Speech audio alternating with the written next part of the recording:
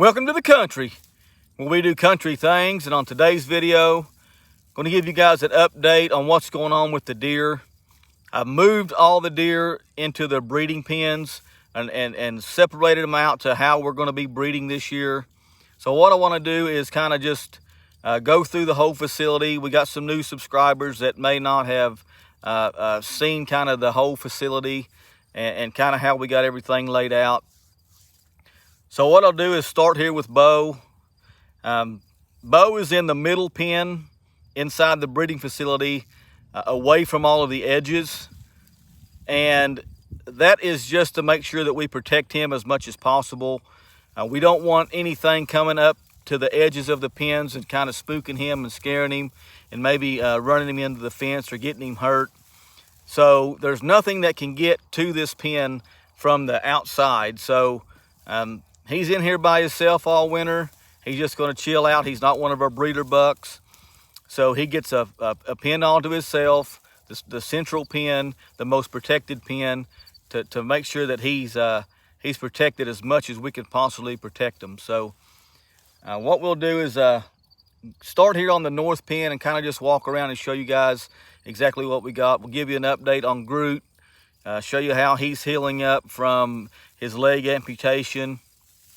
It's been 3 or 4 weeks now since that leg has had to come off. So we'll kind of show you what that looks like and kind of give you an idea of who we got breeding to who. So just give me a minute to get the camera turned around and then I'll be right back.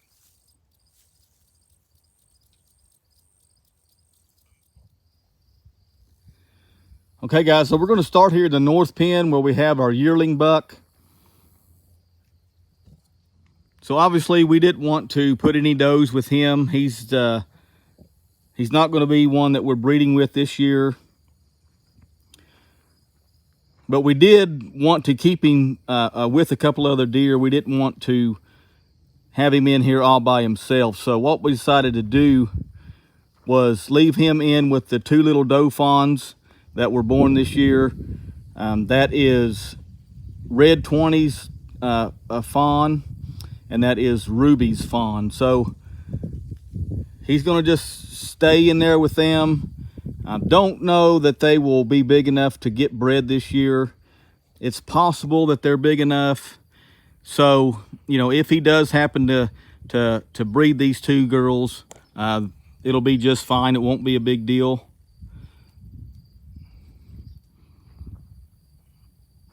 So he's going to hang out here with these 2 little ones. Maybe he'll get them bred, maybe he won't. We haven't had very many doe fawns breed their first year. I think Diamond is the only one that we've ever had that actually bred her first fall. But these girls are pretty good size. They're a lot bigger than the other fawns where the mothers had twins. So they could possibly breed this year. We're not really sure, but anyway, that's who we got here in the north pen.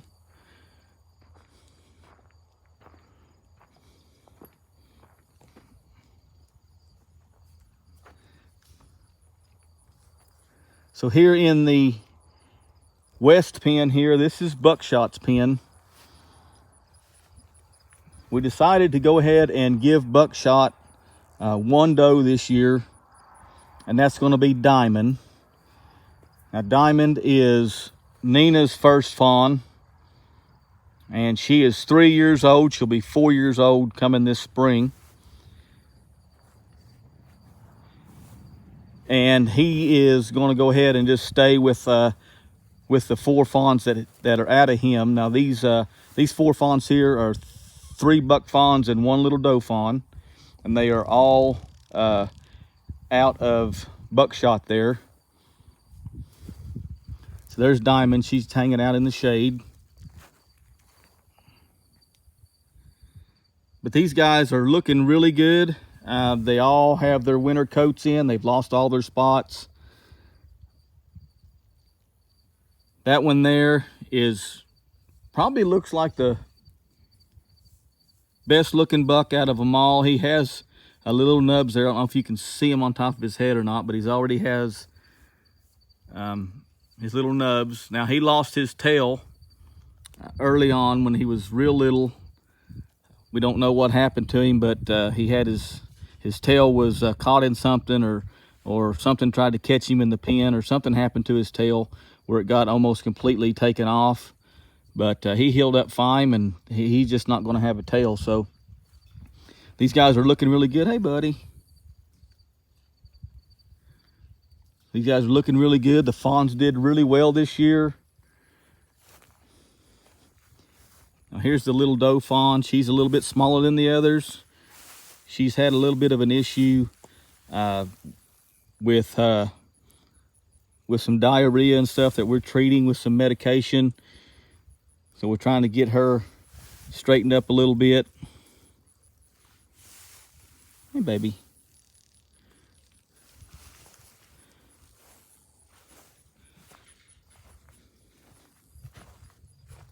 So we're going to head to the south pen here where we have most of the deer now. And you can see what I'm talking about here with Bo's pen. If you look, you have a 6-foot alleyway right here, and then you have a 6-foot alleyway right here. And then when you get up here to the south pen,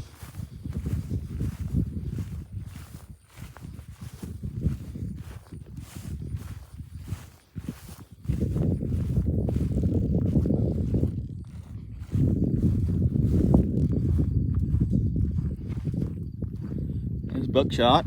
Hey, buddy. Come see me? Hey, dude. No?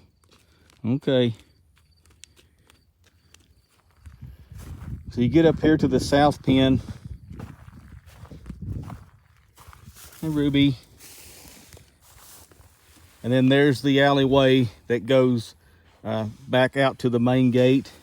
So there's a 6-foot alleyway all the way around Bo's pen in the middle that kind of isolates his pen. So we'll get up here. Groot is right there under the building, so we'll get up here and try to get as close as look as we can. Now, if you've been following along all year, this is our new breeder buck. This is the state record yearling buck. Scored 320 inches as a yearling. And let's see if I can focus in here. If you've been following along, he had to have his leg amputated due to a severely broken leg about a month ago. He's doing pretty good. He's still kind of learning how to walk around with 3 legs and kind of figuring it all out, but he seems to be healing up fine. The swelling is off of his leg. All the fluid is kind of gone. So yeah, he's doing pretty good. Just as best as we can hope for, you know, having a leg amputated right here before deer season or for breeding season. But we're hopeful that he's going to be able to go ahead and get these girls bred, even though, you know, he's missing that front leg. I think there's enough there that he can still hang on and still get the job done. So I went ahead and moved all the girls up here with him that he's going to get. He's getting 6 girls out of the 7 that we have. So he's getting Ruby here. This is Topaz. Hey, baby. Hey, T.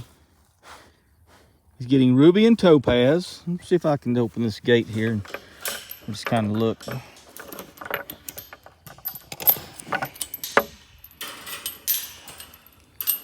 Oh, there's Topaz's daughter. This is Lucky 13. Hey, baby. This is Topaz's daughter from last year. This will be her first breeding season. Then back here we have Red 20 and we have Slim. It's right there. So we got one more, which is Nina. No, you're not coming out here. Let me shut this gate. So we got one more doe that is with him, and that's Nina. She's probably under the building.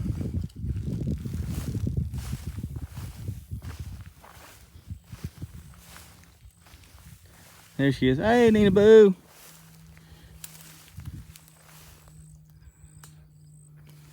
So the two fawns in here are Nina's fawns from last year.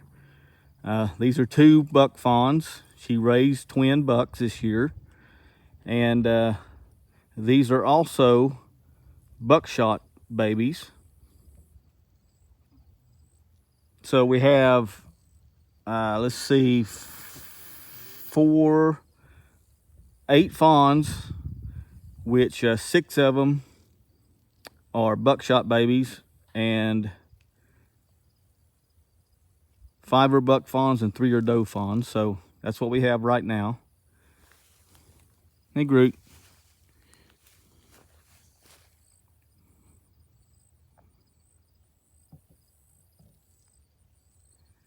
I can get him to kind of move her away there and kind of show you how he walks.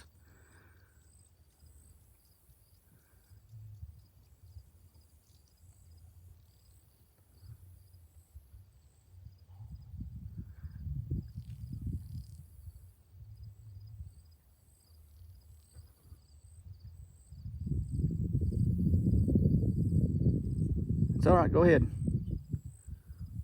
I don't want to push him around very much and get him to actually trying to run.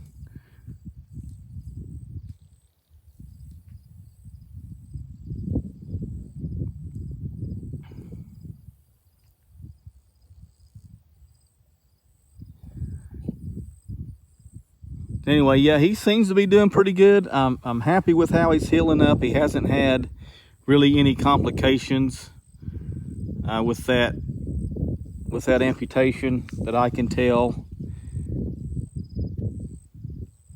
It took a while for the swelling to go down and kind of for the fluid to come off of it, but it seems like it looks pretty good, and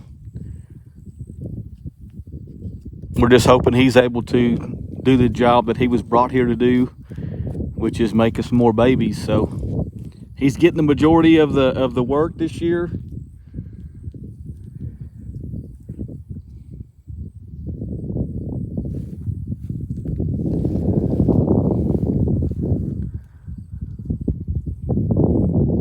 So there's you guys a little update of what's going on with the deer right now and how we separated everybody for the breeding season.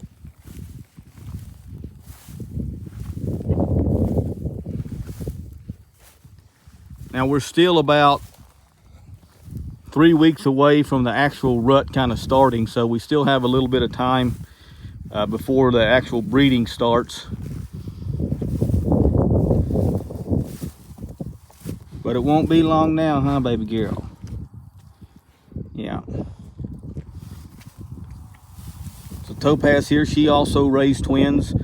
She raised the twins, a buck and a doe fawn.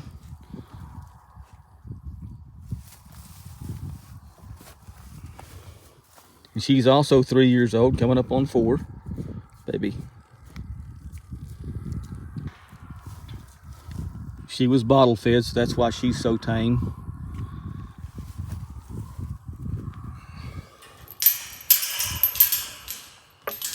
And let's just walk in here and I'll show you guys. No, don't chew on that. We can walk right here and look at Slim.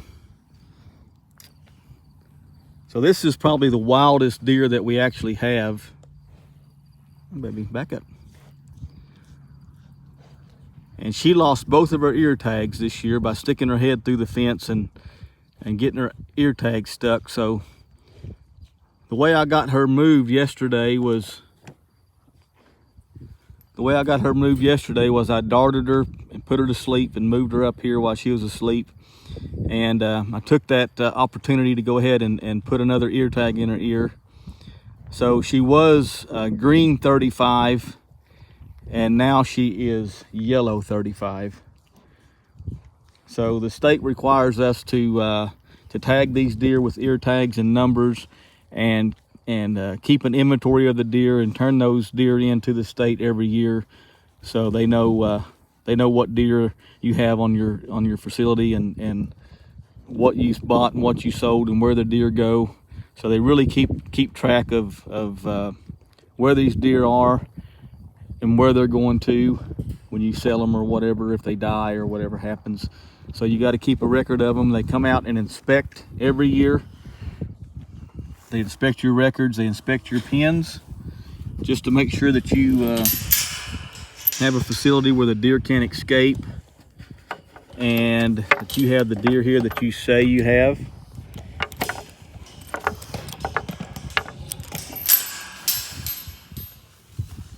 So they're very, hey babies. So they're very, what do you call it? Very highly monitored by the state, as far as every deer that's in a high fence breeding facility like ours. The state knows how many deer you have, and where those deer go whenever you do move them out to another facility, or to a hunting ranch or whatever, wherever you sell them to. So anyway, that's why we got to keep the tags in their ears.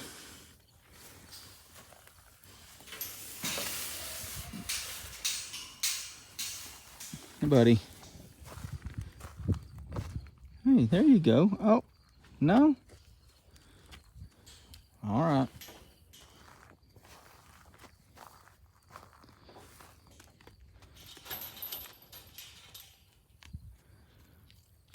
Okay guys, so there's a little bit of an update with the deer. Breeding season on the way, and looking forward to some babies in the springtime. These guys will be having these babies, you know, late May, early June, hopefully. So I appreciate you guys watching, and I'll be back.